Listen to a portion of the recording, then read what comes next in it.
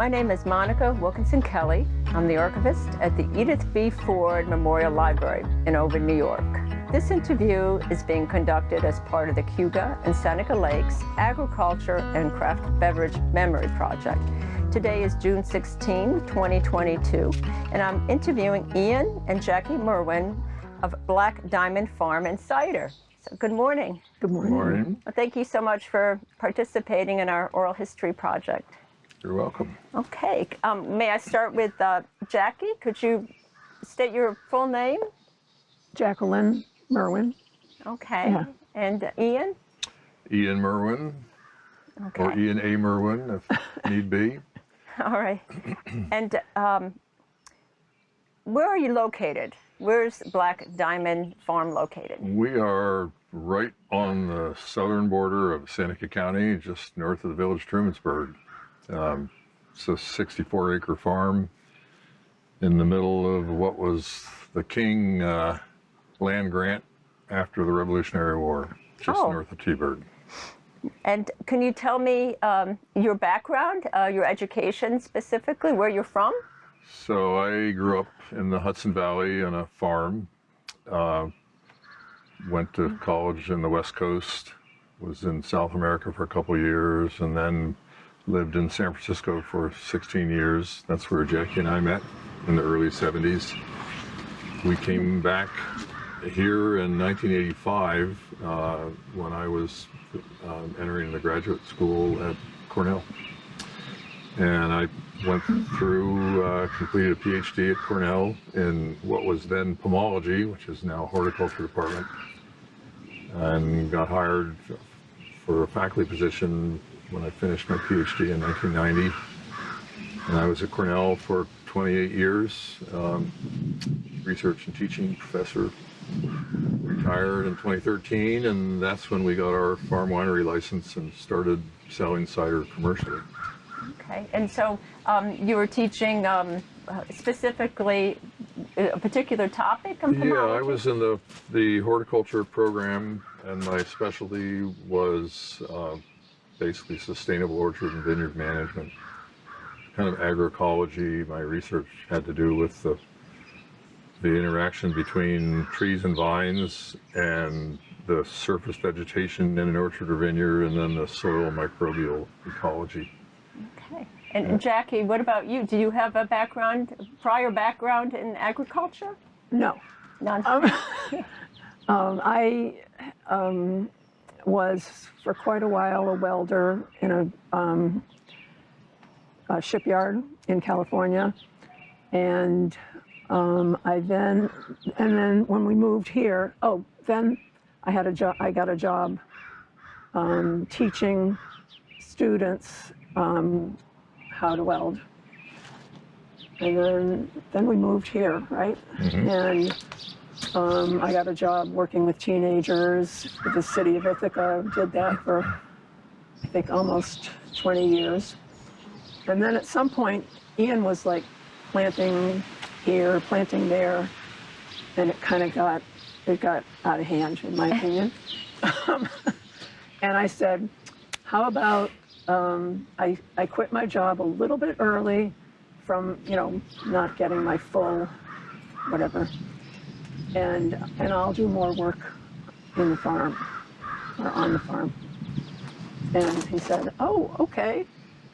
And that was like, after that, he just kept planting more and more trees. And my daughter and I were kind of doing all the work when he wasn't here, and then he would do the heavy stuff. But anyway, at this point, I'm probably within reach of not being very super involved anymore. Okay, so Ian, how many acres did you purchase initially? Is it something that you built over time? Yeah, definitely. So we lived on the north side of the village of Trumansburg, had an old Greek revival there that we bought when we moved back here from California. Had a big yard, and we had about 80 fruit trees in the backyard there. And 1990, we started looking. That was when I got hired on the faculty at Cornell. we started looking for some land near Trumansburg to build upon and plant trees and walk and recreate. And we bought the first part of this piece of land, which was 42 acres in 1992, from some friends of ours who used to live over there. And then in 2007, we bought another 23 acres, which is where we're sitting now. So total 64 acres. The land, it's fabulous farmland. It's mostly honey eye soil. We've got lots of water. We've got 3 beautiful woods that we basically just do nothing with. Walk in them and enjoy them. The orchard acreage is about 15 acres, and that's what's inside the deer fences. There's 3 of them. The original one is the north edge of the farm. That's 2 acres. There's a 5-acre orchard over on the northeast corner of the farm, and then there's the one that you drove by coming down the driveway, which is the youngest orchard, and that's almost entirely fruit for making hard cider. Wow. So about 4,500 trees. The orchards are relatively high density, so everything is trellised, and the trees are very compact, which gives us really great quality fruit and makes it relatively easy to pick and prune without having to use ladders. And the farm is, the cash flow is about, I used to say 50-50 fresh fruit and cider. Now, I think last year it was about 60% cider sales and 40% fresh fruit. A lot of the fresh fruit we sell through the Ithaca Farmers Market, or it goes to Green Star, which is a cooperative market in Ithaca. We work with a couple shippers we grade and repack and send fruit through Regional Access, is the name of our fruit distributor. And they truck it down to New York City, Philadelphia, Boston. And then we sell a lot of fruit actually to other cider makers. Oh, okay. Locally then? Yeah, Finger Lake. Well, actually, there was a cider maker, one in Kansas and another one in Iowa, that bought quite a bit of fruit from us the last 2 years. We had one of the first orchards totally dedicated to hard cider varieties in the Finger Lakes. We started planting that in 1993. So we've been, before we had our cider license, I sold most of the cider fruit to other Finger Lake cider makers. Now depending on how big the crop is, we either hold back what we need to for our own production. If there's something left over, then we'll sell that. But. Okay, and how many varieties of apples are grown? This is a long list, I think. Yeah, it's somewhere in the 130s. I haven't counted them lately. I know there's 102 in that orchard because I did count those. And we have, Jackie's really the one that developed our fresh fruit marketing strategy. And maybe you want to talk about that a little bit? Sure. Great. Well, as I was saying earlier, I said I'll do more work on this, and I joined the farmers market, and that was in 1998. 98. Ithaca Farmers Market. Ithaca, right. And at first, it was kind of weird because we had a lot of apple varieties that people didn't know what they were.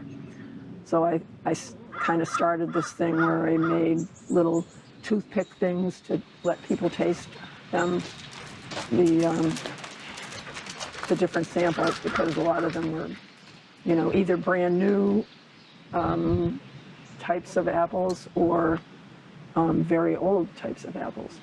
And I don't know, it just kind of kept growing and growing, and we started a CSA, and it just got really well used, and we're going to keep doing that. Okay, and what year was that again? The farmers market was what? In what year was that again? I'm sorry. 1998. 98. Okay. Yeah. And so was there a long tradition in either of your families of farming or agriculture? Not mine. I grew up on a farm that my father and I had two brothers, and we worked the farm on weekends. My father had a full-time job, actually as a computer scientist for IBM in Poughkeepsie. But that was kind of my childhood, was working on the farm, and it was a great way to grow up. You know, it's wonderful to be able to actually do productive stuff with your family. So it was kind of in my blood. And when we were living in San Francisco, most of that time I worked in the San Francisco Parks Department, first as a gardener and then as a heavy equipment operator. So that was almost like another kind of agriculture. A lot of maintenance. We did a lot of landscape installations. And then went back to school and that as well. So pretty much I've been doing something related to agriculture, horticulture since I was about 8 years old. Okay, and so you retired from Cornell, but your farm winery license was what year again? So I retired in 2013. 2013. And we got the farm winery license later that year. And we'd been making cider since 1985. We were talking earlier about the state cider mill in Odessa. Mm-hmm. And when we lived in California, I always made wine. A lot of the gardeners that I worked with in the Parks Department, a lot of them had Italian families up in Sonoma who had vineyards. And a couple of other gardeners and me would go up there in the fall and pick grapes and bring them back and make red wine in our garages in San Francisco. So we moved back here. I was looking for some kind of beverage to make, and I had been mostly a red wine maker or drinker in California, but after tasting the red wines around here, decided at that time I was mostly a vinifera wine drinker, and I had a good friend who was a librarian at Cornell who was interested in making cider, and in September of 1985, he and I scrounged apples in a lot of abandoned orchards and drove down with a pickup truck load of fruit to the state cider mill and got in a long line of pickup trucks with local folks drinking last year's cider and waiting to get our apples ground and pressed to make this year's cider. And it was just it was a great scene, and that you could tell that these people and their families had been doing this for like more than 100 years. It was really the local beverage was cider. There was a place across the road where you could buy a used whiskey barrel, and you get your barrels and they'd fill them for you and help you roll them into the back of your truck, and you'd drive home and roll them down into your basement, and you were ready to go. Oh. And let me just tell you that I used to be pretty much a non-drinker, non-alcohol drinker, because the beer kind of made me feel, you know, bloated. Yes, thank you. And the wine usually made me like tipsy. Okay. Cider is the perfect drink because it's kind of right in between in terms of the alcohol thing. So I don't, you know, overdo it, but I now have my drink.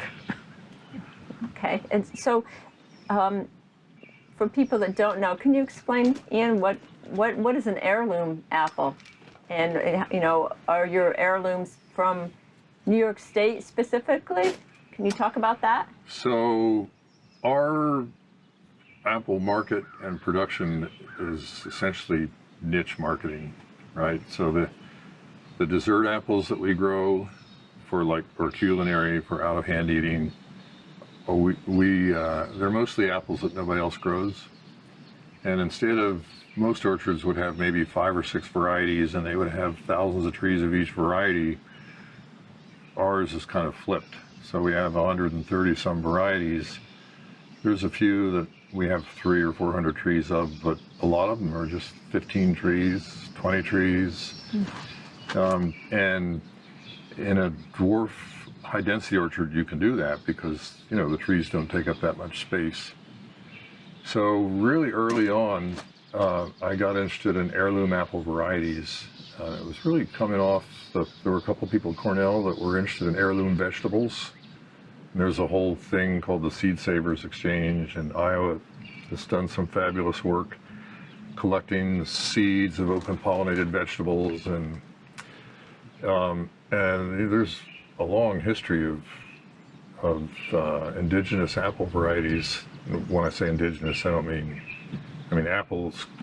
The domesticated apple came from Eurasia and Europe, but when people came over, when the colonists came over from Europe, they brought barrels of apples, and they ate the apples on the boat so they didn't get scurvy, and they saved the seeds, and when they got to the New World, they started planting those seeds. So that's the Johnny Chapman Johnny thing. Appleseed stuff. And because seeds of apples are, if an apple has 12 seeds, none of those 12 seeds are likely to resemble the mother tree that the fruit was on, because they can't self-pollinate. So each generation is a complete reshuffling of the deck. And so the seeds were incredibly diverse. So the people brought over the local landrace apple varieties from the little valley in France where they lived, or Southwest England, or Spain, or wherever. All of that genetic diversity was brought over to the New World and planted out, and so it created like an explosion of mixing up the gene pools and diverse flavors and appearances, and New York State was really an important part of that. Back in the day, before the modern era where there were pesticides to control insects and diseases, most apples would be usable only for cider coming out of an orchard. Maybe, if you're lucky, 8 or 10% of the fruit would be in good condition where you could store it and sell it or barter it. Most of it went to cider. And there was a lot of selection for cold tolerance and disease resistance and cider making quality throughout the 1700s, 1800s. So a lot of the antique apple varieties that are native to the New World are actually really good cider apples. They also often are very disease resistant. And so they're kind of ideal for making cider. And a lot of them actually are, the antique varieties are pretty popular now, especially in farmers markets or local kind of boutique stores. Like DeLuca, for example, would be a company that is interested in antique varieties. And they're very high value apples. I mean, to put it in the context of the mass apple market, people pay us for the antique varieties about what they pay for Honeycrisp. So the apples are, they're grafted in your orchard, correct? All of them have to be grafted? Yeah, you can grow them from seeds, but if you say you had a giant old apple tree, 40 by 40 foot tree, and you harvested all the fruit, collected all the seed, planted all the fruit, you might have a couple thousand seedlings, and the odds that any one of those seedlings would be similar to the mother tree are very low. So if you want to have an orchard where you know what you're going to get, and where you don't have to wait 15 or 20 years for them to begin to fruit, pretty much you have to graft them. Okay, and 20 years is about what it takes for a tree to produce fruit? For a seedling apple, okay. 15 to 20 years, because they go through a very long juvenile period when they don't flower, they just grow.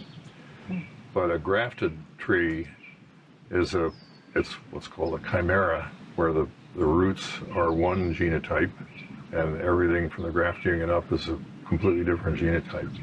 They can even be different species of mollusks. So to get something that's what we call true to type, that's an identical clone of the mother tree, The only way to do that is to graft. And it's actually, it was something people didn't learn how to do until about 2,000 years ago.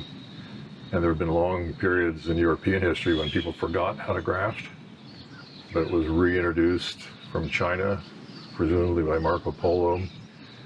And that really sort of changed the way people grew apples, because then they could have an orchard that had 5 or 6 known varieties, and they would flower when they were supposed to and ripen when they were supposed to, and it just enabled farmers to grow fruit that people would recognize as a variety, and that you could manage on a larger scale than just a little backyard orchard. Okay, and I think I read you did a lot of travel in Europe, and there's a long history of cider making. I know England and France, and so what can you talk about? So there's a lot of books written on this topic. Right. So I'll try not to go on too long, but basically the Malus domestica is the cultivated apple, and it's an interspecific hybrid. And the source parent was Malus seversi that originated on the north slope of the Himalayas. So southwestern China, Kazakhstan, Uzbekistan, Kyrgyzstan, all the way over to the Caucasus Mountains, which are sort of the northern part of southeastern Russia, northern Afghanistan, and Persia or Iran. And that's where the modern domesticated apple originated.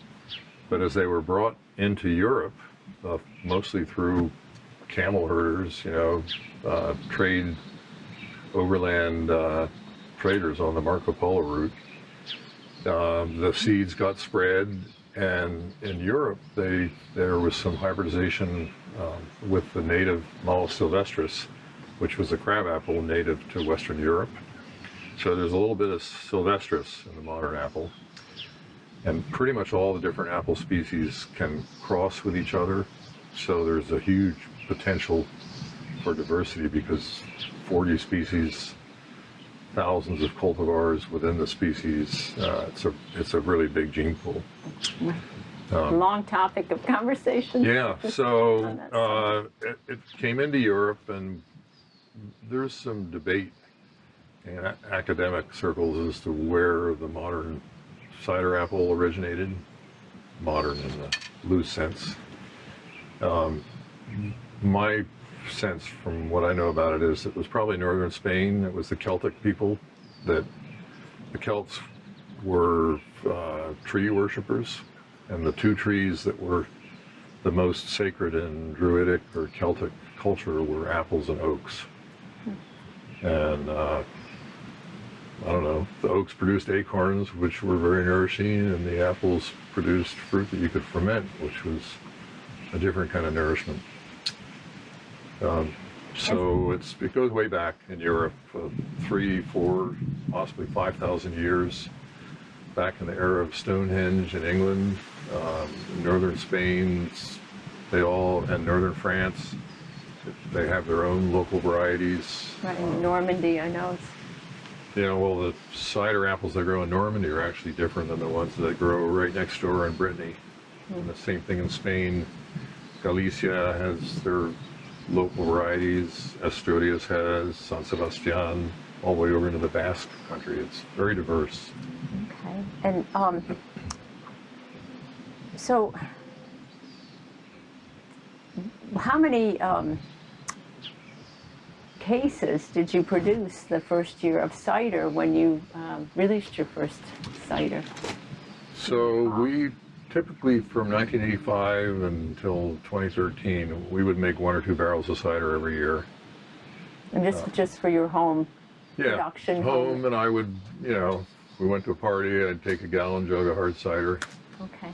And then, I would sell apples to other local cider makers. And the first year we did it commercially was probably about 1,000 gallons. So you divide that by 2.4, and I'll give you a number of cases. Less than 200, yeah.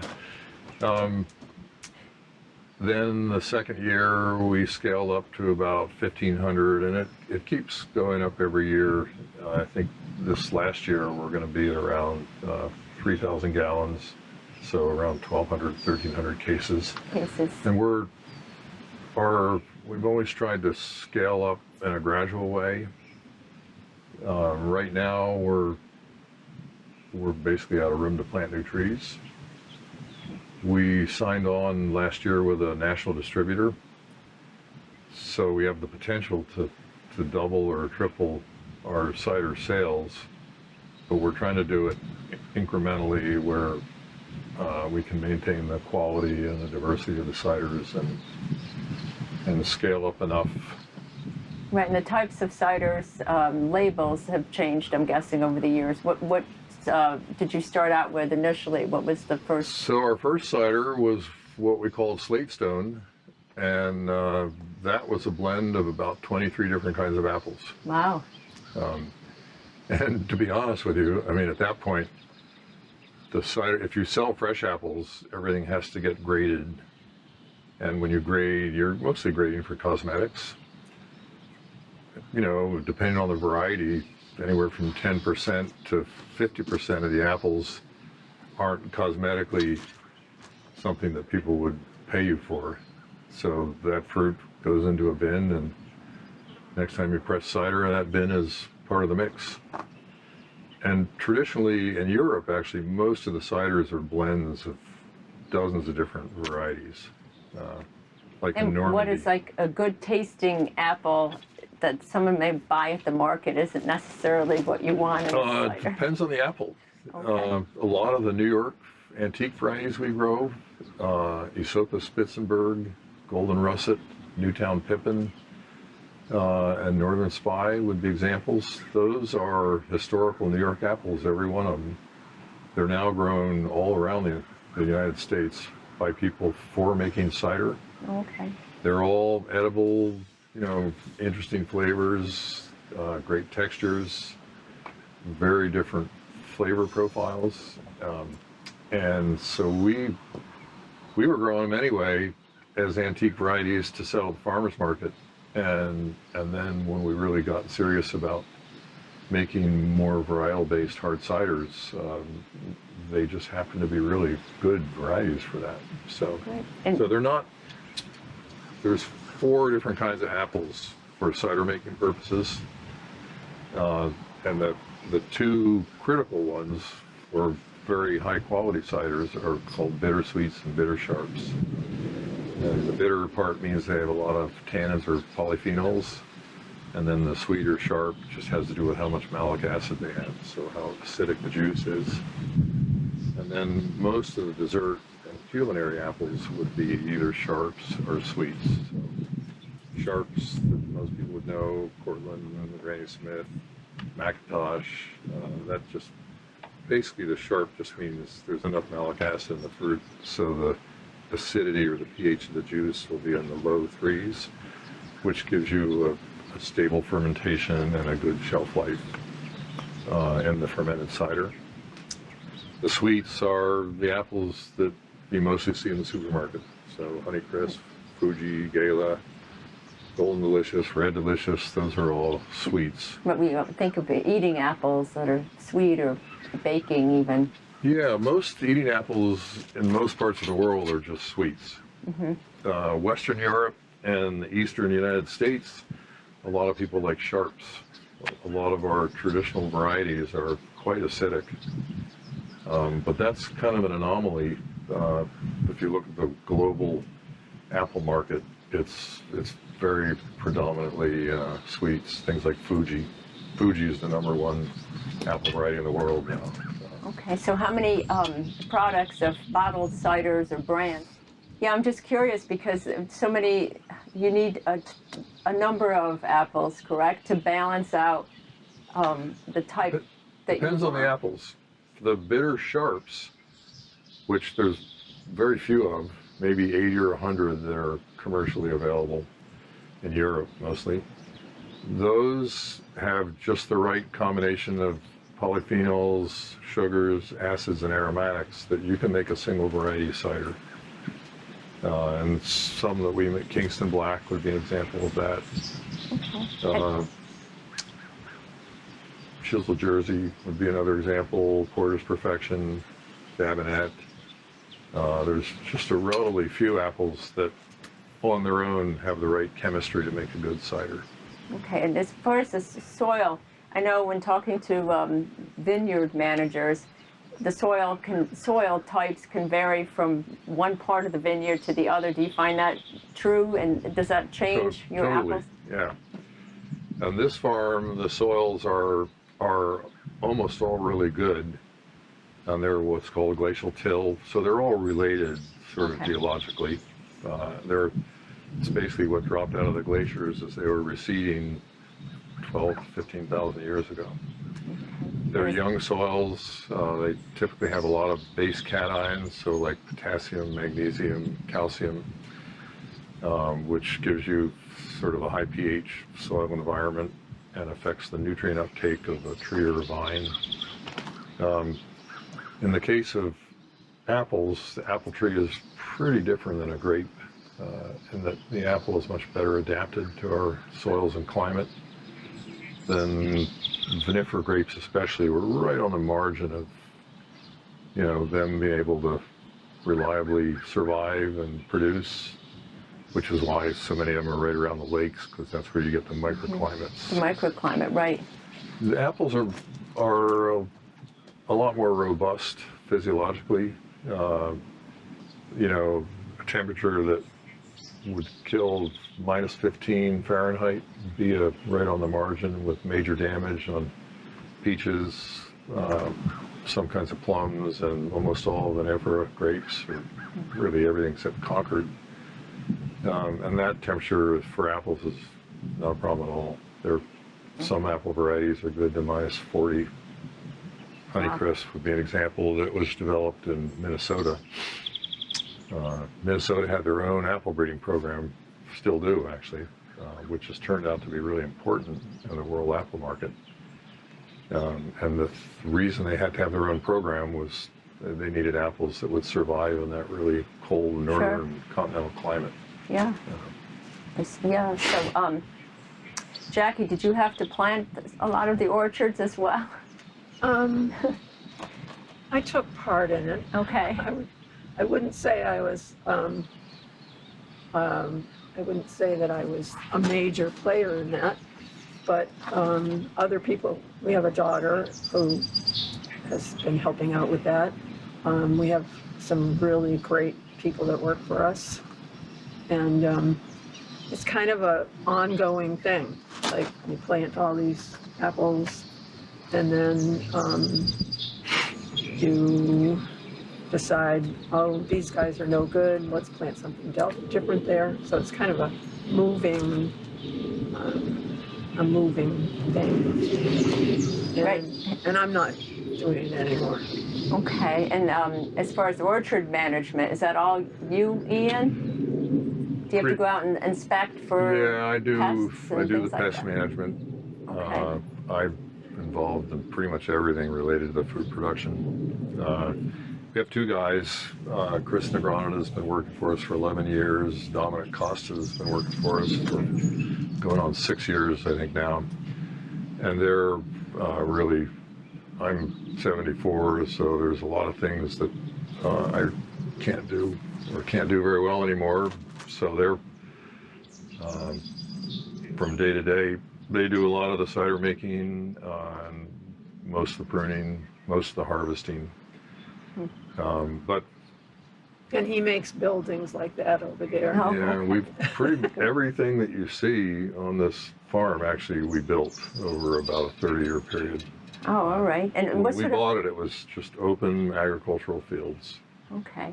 And what was here? You said was this an orchard at all before? It was just fields. Just corn, soybeans, Okay. oats. And horses. Horses. Yeah, but People- that wasn't people really who a live crop. over there. Yeah, They had, what do you call it? they were play horses. They never had draft horses or anything. And what sort of technological advances have you seen over the years in cider production specifically? Have there been many? I know you mentioned a very old press. I mean, there's several fundamentally different kinds of cider that people are making in the U.S. In Europe, it's much more traditional, and in a lot of countries, it's regulated as to what varieties you can use and how you make it and what you can and can't do. In the U.S., it's a total free-for-all. And the ciders that we make are what I would call craft or artisanal ciders. All the fruit is grown here. There are a lot of varieties that we grow just for making cider. The management of the orchards and the tree forms and the rootstocks and all are selected to try to get the best quality cider fruit possible.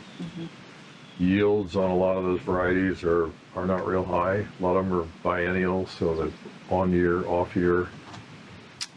And how many tons of apples are grown? Do you have any idea? Like harvested? Yeah, so last year I think we picked about 3,300 bushels of apples.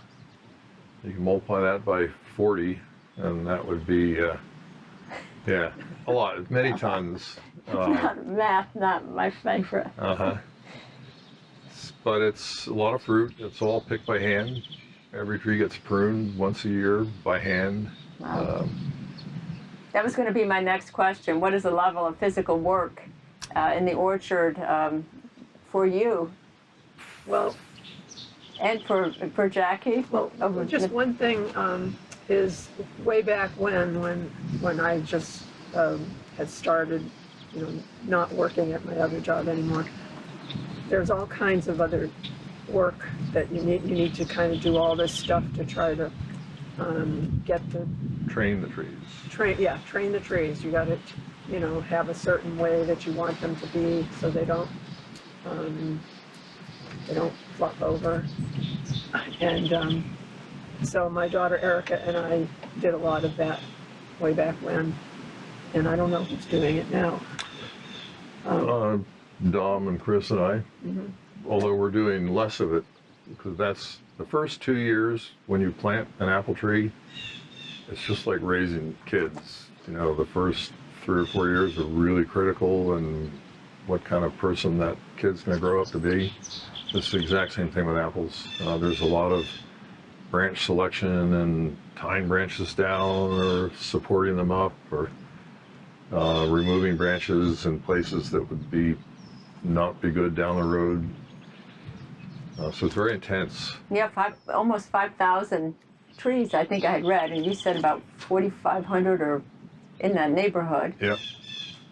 And it's because of that, it took us 30 years to really get the trees that you see planted, and we planted maybe 100 trees this year. We're kind of out of room inside the deer fences, so we're at a point now where if we want to plant a new variety, we have to remove another old variety. So, and we're also trying to figure out what the succession plan is going to be, and how does what keeps you up at night? What do you consider the greatest threat currently to the orchard? Hailstorms, fire blight, frost, drought.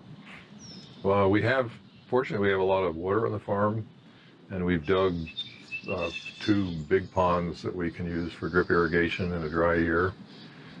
That's actually what I'll be doing this afternoon, is getting the irrigation pumps in one of the ponds because it's getting pretty dry.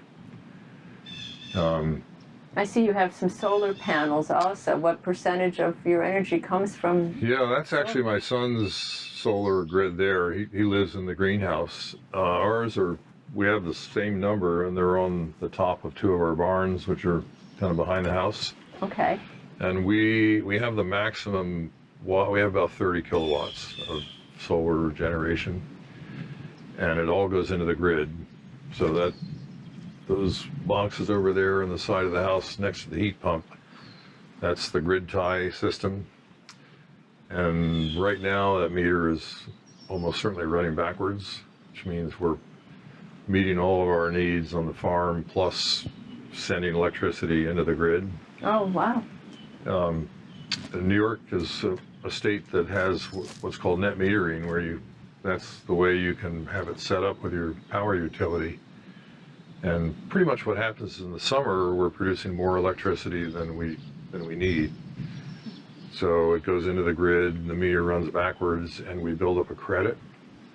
And then usually around the middle of October, when the days get shorter and we start getting lake effect snows, which totally shut down your panels until the snow melts. Then we're pulling out of the grid, and we'll use up that credit generally around January or February. Then it gets to where we don't have a credit anymore, and at that point I start to get $800 bills from NYSEG again. Okay. And so what sort of other incentives New York have, other than the Farm Winery Act from 1976, which the cidery is part of that? Yeah, so New York actually has a really good regulatory environment for craft beverages. It's really one of the best in the country. There aren't a lot of financial incentives per se. We don't, the kinds of subsidies that you get if you're growing corn or wheat or soybeans don't exist for horticultural crops. They call them specialty crops, the USDA. There are some subsidies for your crop insurance. So there's conservation set aside, but those really, to benefit from those federal programs, they only are practical if you have 1,000 acres or 2,000 acres. Most of our agricultural subsidies in the United States are geared toward large corporate farms and their subsidies for crops. There's an awful lot of farmers around here that the biggest check they get every year is subsidies for not growing corn or but for horticulture, pretty much you gotta make it on your own. Wow. And so how do you balance what you do versus public taste? Do you feel like sometimes you want the market that wants just a totally sweet cider, or versus what you want to do and produce? How do you balance that? So we make 12 different kinds of cider. Okay. And one Pommeau. And the Finger Lake cider style, we have a lot of really good cider variety fruit in the Finger Lakes. So our ciders typically are dry or semi-dry, very different flavor profiles based on the fruit that they're made from. We make two that are medium sweet. There's actually no legal definition for what dry means on a bottle of wine or cider. And that's how it differs from Europe. Say Spain, for example. Yeah, it would be highly regulated, okay. Especially in France and to a lesser extent in Spain. And there are things like the word wild. There's an awful lot of ciders that say they were harvested from wild apple trees. Most of that is an exaggeration. Is that people going out to, say, abandoned orchards and collecting? Or going up into the forest at Hector, and but if you look at the actual number of wild apple trees that exist in this part of the country, and the number of gallons of cider that say that they're made from wild harvested fruit, it doesn't add up. No, the acres don't add up. It's creative marketing. Okay. And so be it. The actual amount of work, there are a few people I know, South Hill Cider actually does hire people, and they go up into they've got a list of abandoned orchards and trees up at Hector, but it's incredibly, if you just think about it, right? You got to hack your way into a woods with and how do you poison transport ivy and brambles. Then you got to find the trees, and then you got to fill bags or boxes, carry it out of the woods on your back to your pickup truck. Right. It's just, nobody could really afford to do that for all their cider. But if you do that for a some percentage, then you can say on the label, this is from wild apple trees, and Right. people love to read that. Sure. I see that too with like wild yeast or something as well. Yeah, wild yeast is a little different because that doesn't cost you anything. I mean, the wild yeast are everywhere, Right. but it's a bit of a myth because if there's been some nice research done by wine microbiologists looking at the microbial species that are in wild or natural wines, and unless you have a brand new winery where you've never brought any yeast into the winery, the dominant yeast species or types that you have in your winery or cidery are what you've used there in the past. So if you've ever used, a French champagne yeast, which almost every cider maker has, then that's probably going to be the dominant yeast toward the end of your fermentation. And we actually do, when we start our fermentations, we don't use any sulfite until we start cracking, which could be weeks or months down the road. So when the fruit comes in from the fields, there's definitely wild yeast species on there. You press them, and you got some wild yeast in the cider, and we'll wait usually around a week, 5 days to a week, before we add any champagne, usually yeast strains. So the wild guys get started, and then you introduce the cultured yeast to finish the job, which you often have to do because wild yeast actually often have if they're truly wild yeasts, they have a relatively low tolerance for alcohol or ethanol. And at a certain point, say if they get to 7-8% alcohol, the alcohol is going to kill the yeast. Okay. So it just stops. if you're going for a higher alcohol cider, then it's often going to take a cultured yeast strain to finish the fermentation to use up all the sugar. And what is the percentage of that vary from all of your ciders? What is the average percentage of alcohol in a Of alcohol? So our ciders are completely orchard based, right?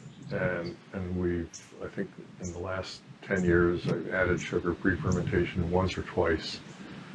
And that was when we had a very wet year and we had some apples that just didn't have enough sugar to get to the point we wanted that blend to be.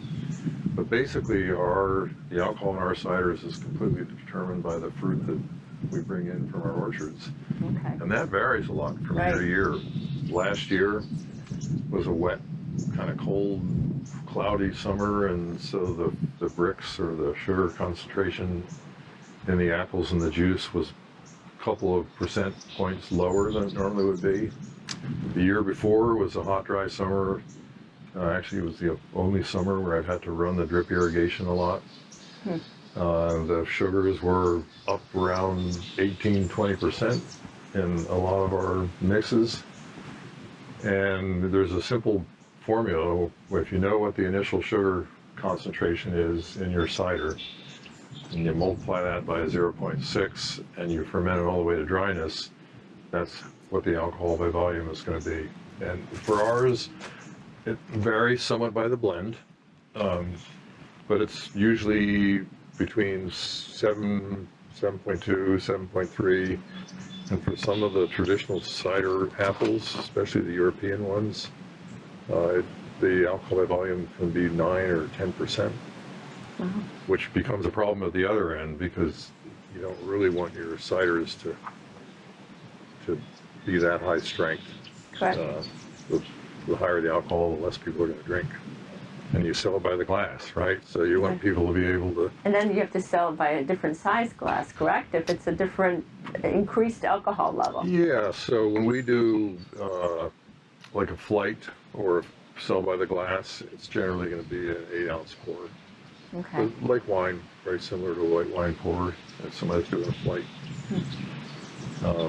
And the alcohol, most of our ciders are in the low 8, between 8 and 8.5% alcohol by volume. And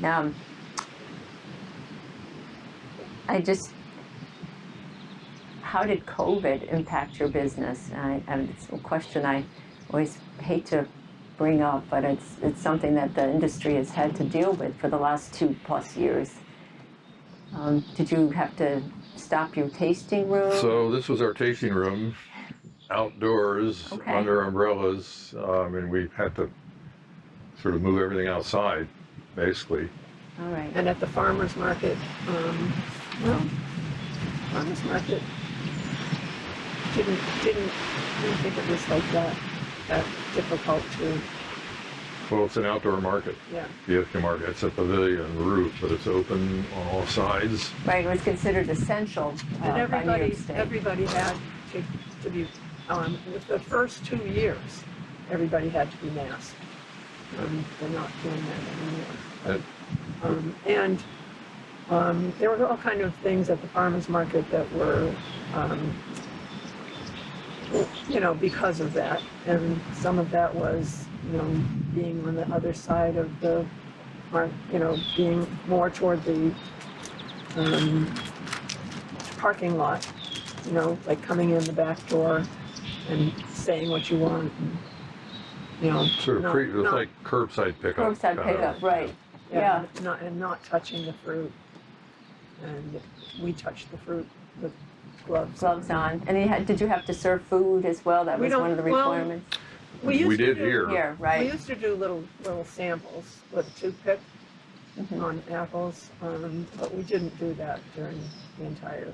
But in the cider shack, you had to have food. Right. It was the only way you Crackers could or stay something. open. Which No, was just crackers and cheese. It was not a big deal for right. us. No standing. I know some of the wineries said that they're not going back to the big bus tours. They prefer the smaller groups. Yeah, and we're here, it's by appointment only, and no more than 8 people in a group. Oh, okay.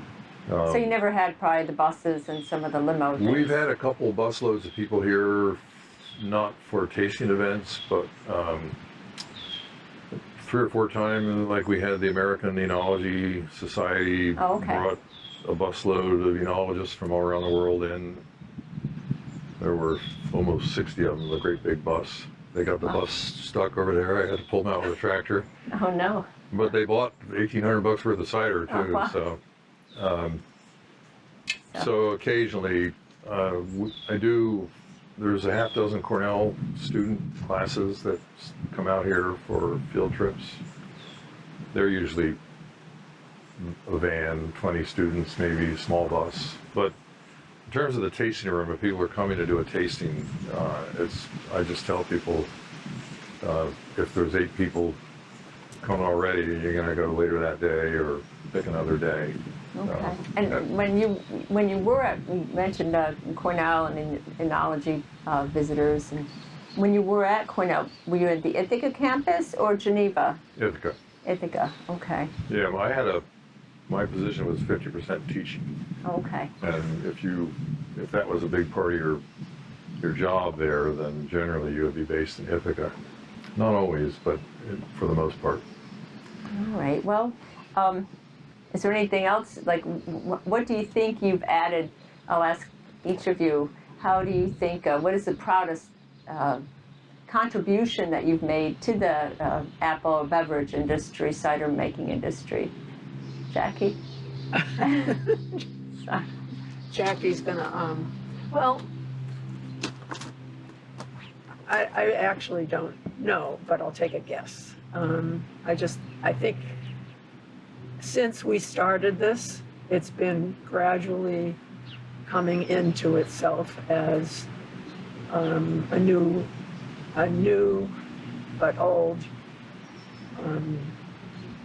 drink type thing. Mm-hmm. And I think that's been really good, both for, just, it's a very healthy thing, and people really like it, and a lot more people have started making the cider. So I think that's what I'd say.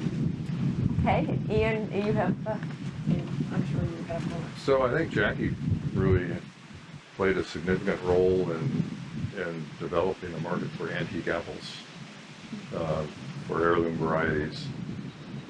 primarily through the farmers market and also through our CSA. And that's pretty well established now. It's How many members are there in the CSA? what did we have, 50, I think, last year? And we have a cider CSA and a fruit CSA. Okay. We usually cap them. It's limited by how big there's a big refrigerator that we have to keep the fruit in because people come pick it up. And that sort of limits the number of people that we can have in our CSA. But in terms of the cidery, I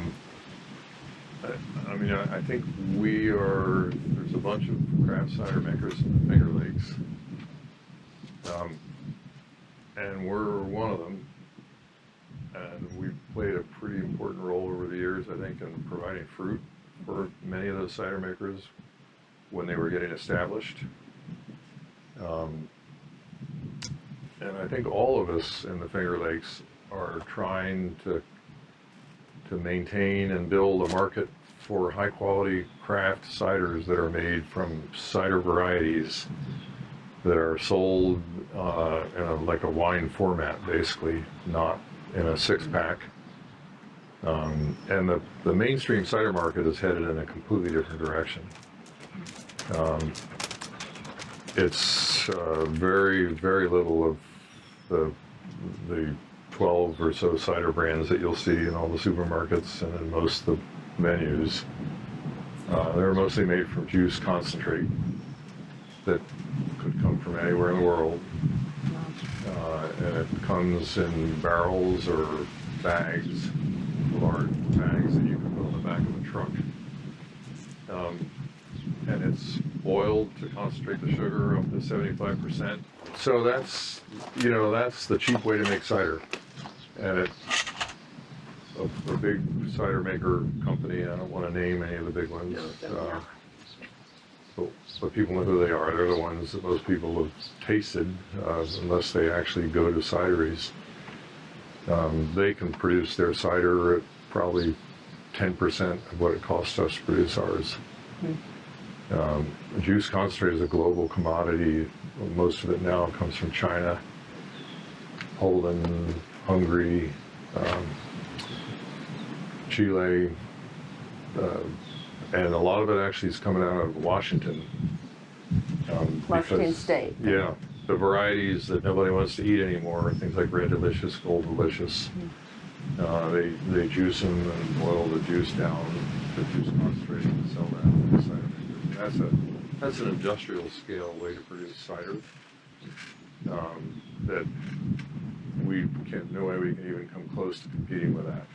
And to be a craft cidery, well, you were an estate, so everything is grown here. You're an estate cidery, just like you have an estate winery. Everything is grown here. And it should be fruit, fresh fruit. Pick the fruit, maybe you can store it for a while, and then you press it and make cider. No juice concentrate.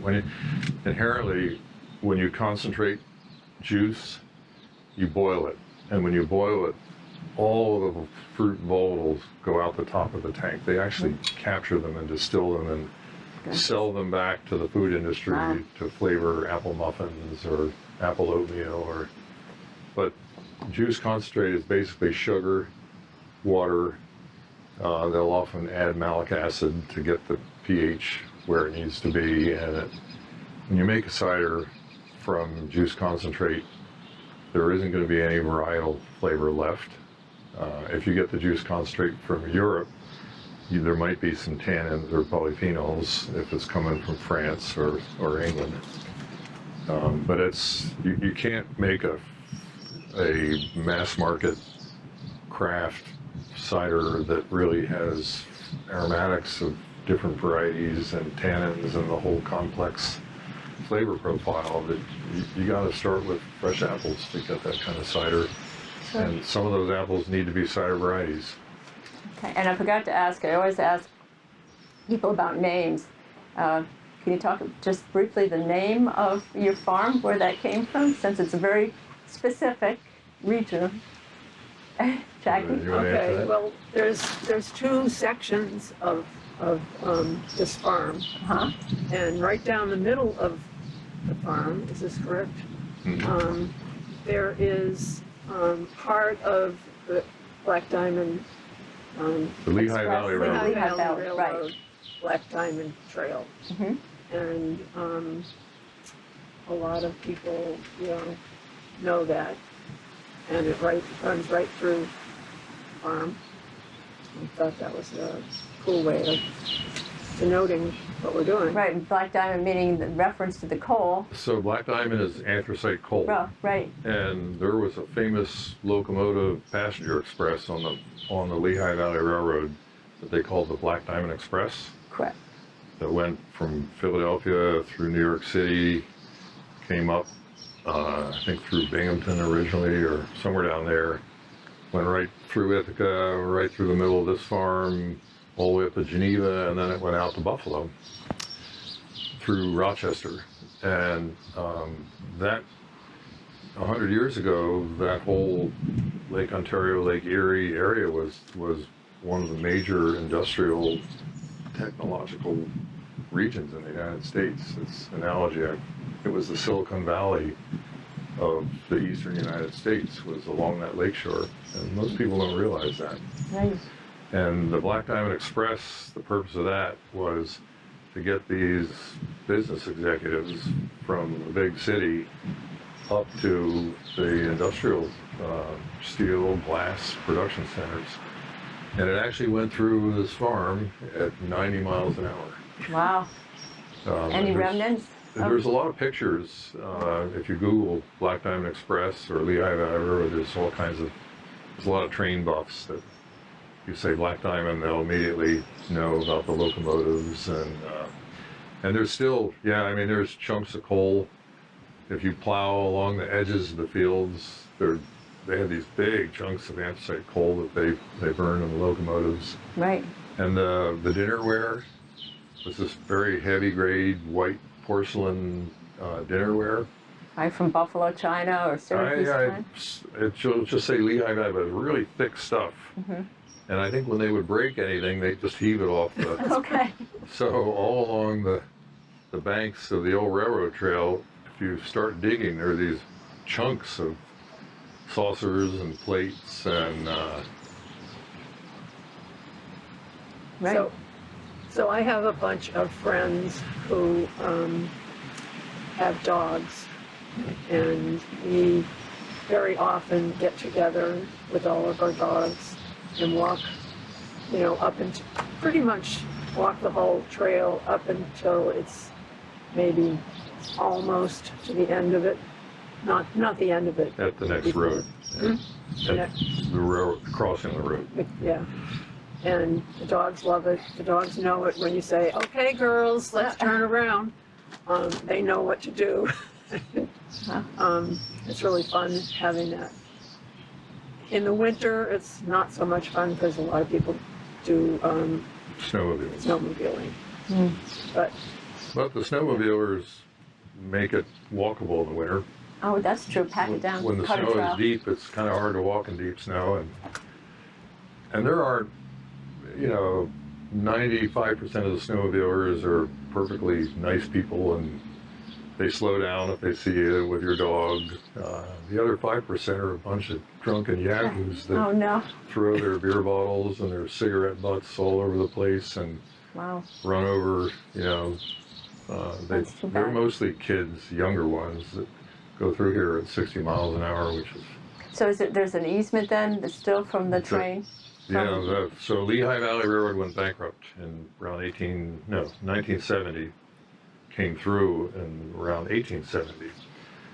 And when they went bankrupt, instead of giving the land back to all the farms that they had taken it from by eminent domain, they sold it to NYSEG.